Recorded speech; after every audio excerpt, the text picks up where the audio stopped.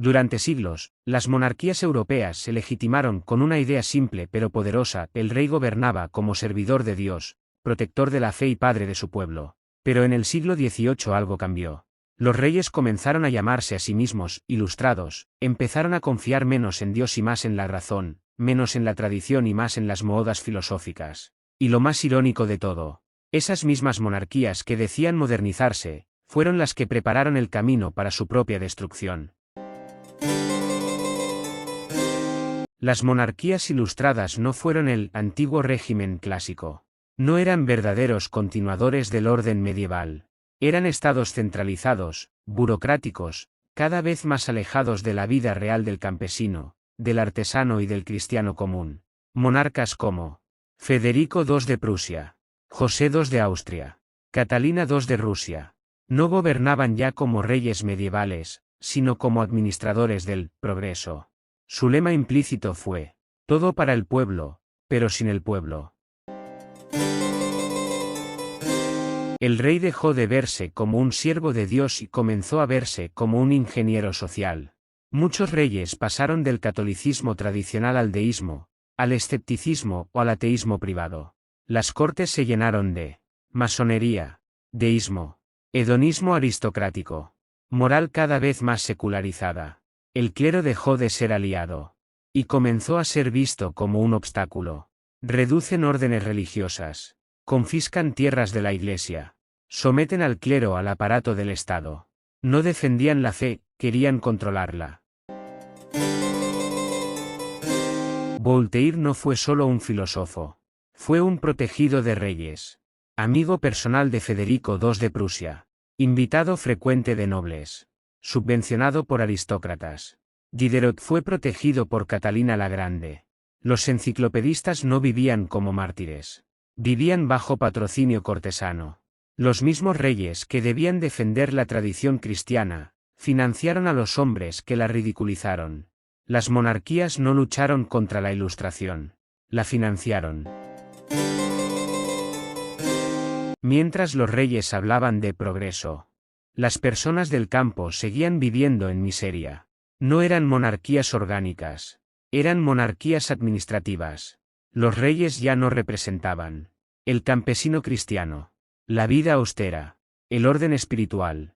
Representaban la razón abstracta, el placer aristocrático, la sofisticación cortesana, una aristocracia cada vez más separada del pueblo real. Las monarquías ilustradas no murieron por ser muy tradicionales.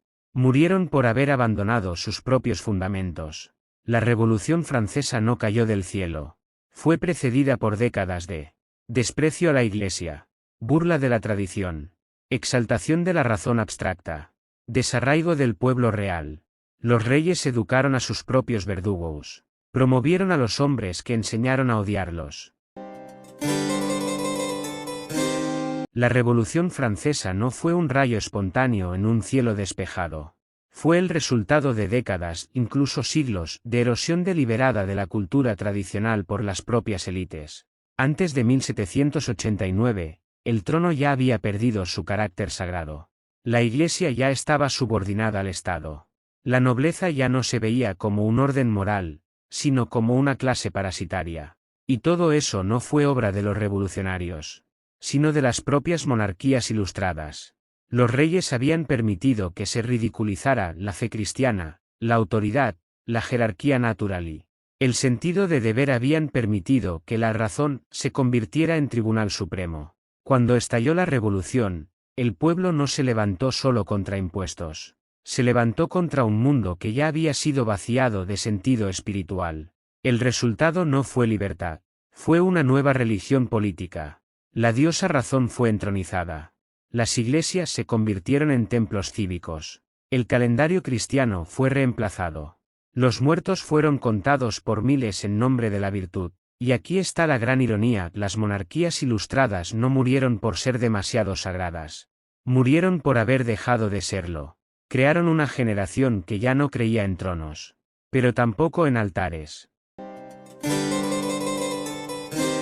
El siglo XVIII no fue la victoria de la luz sobre la oscuridad. Fue la sustitución de una fe por otra. Una fe antigua, y arraigada. Por una fe nueva, abstracta y peligrosa. Las monarquías ilustradas abandonaron la teología por la ideología.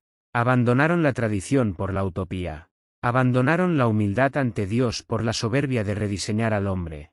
Y cuando el edificio se derrumbó, no fue una tragedia divina, fue una consecuencia humana. Lo que murió no fue solo una forma de gobierno, fue una civilización espiritual, porque un trono sin sacralidad es solo una silla, y un rey sin misión sagrada, es solo un administrador.